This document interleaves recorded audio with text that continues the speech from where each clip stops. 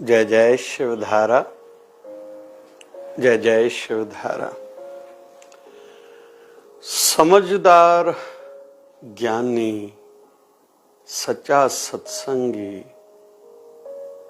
आध्यात्मिक यात्री हम उसको कह सकते हैं जो समय गुजरने का ध्यान रखते हैं, समझ रखते हैं कि समय गुजर रहा है और समय रहते ही अपने दायित्व निभाते जाते हैं जो उनको करना है, चाहे सांसारिक फर्ज पूरे करने हो या आध्यात्मिक सिद्धि के लिए।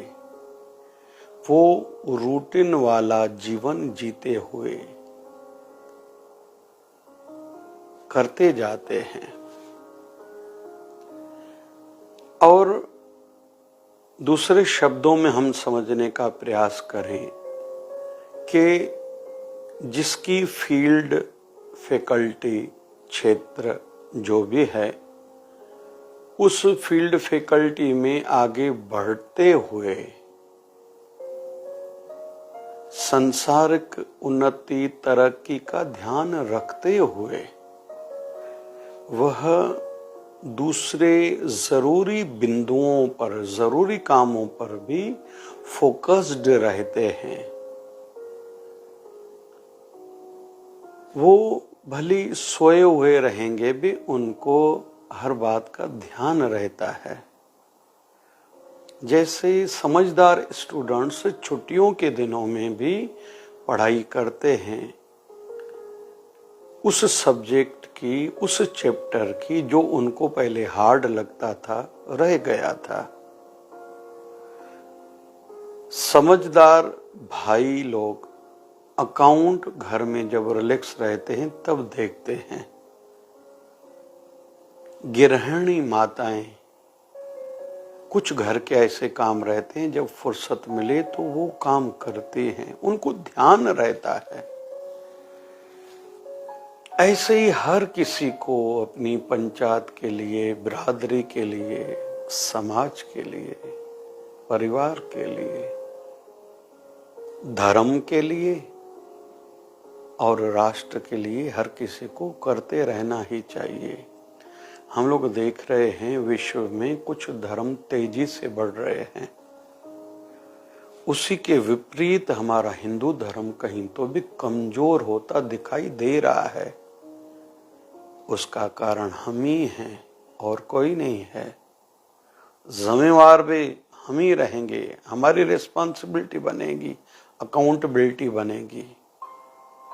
हम खुद को इन बिंदुओं से अछूता नहीं रख सकते कि मैं तो बिजी था, मेरे पास तो बहुत काम थे। तो दूसरे जो अपने धर्म के प्रचार में, धर्म की बढ़ावे में ध्यान दे रहे हैं, क्या वो लोग अपने कामों में व्यस्त नहीं हैं? वो अपने काम, परिवार के काम, परिवार की उदरपूर्णा, इनकम के लिए क्या वो काम नहीं करते?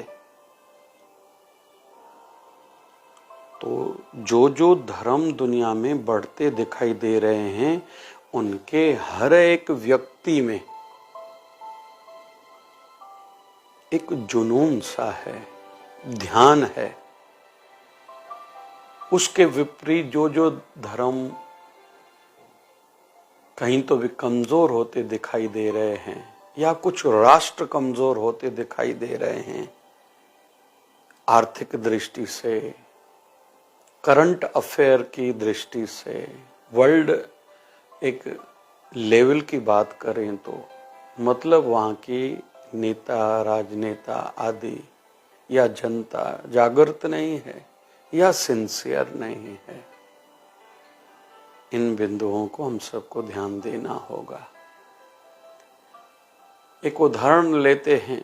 एक बार महर्षि ब्रह्म ऋषि नारद मुनि जी एवं अंगिरा ऋषि जी कहीं से जा रहे थे।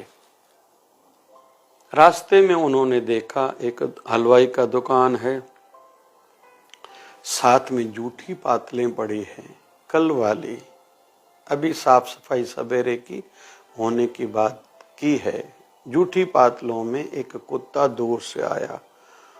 उसने आके मुंह डाला। दुकानदार ने उसी समय दुकान खोला है। कुत्ते को देखा, लाठी दुकान से ली,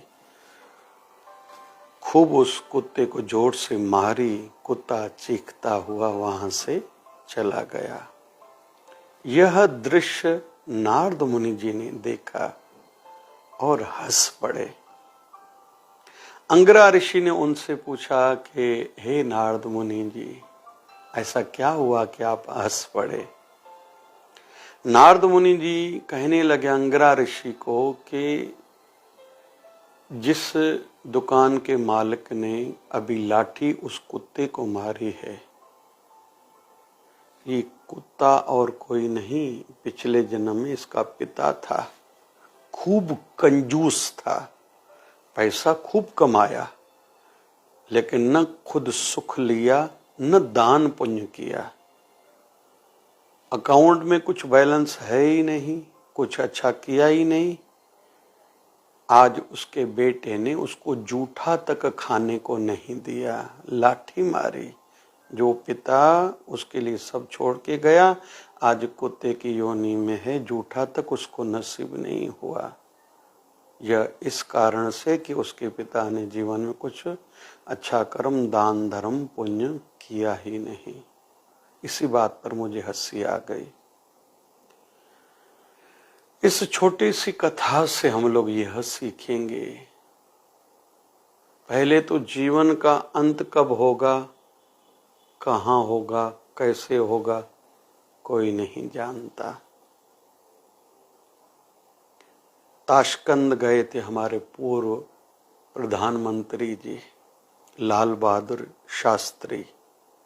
अलग अलग मत है, वहां हार्ट अटैक आया था या और कोई कारण था। भारत के हित के लिए गए थे, वहां उनकी मृत्यु हो गई थी। पूर्व प्रधानमंत्री हमारे राजीव गांधी जी की भी मृत्यु कैसे हुई थी। या हम लोग इतिहास में जाएंगे, बड़ी बड़ी हस्तियों की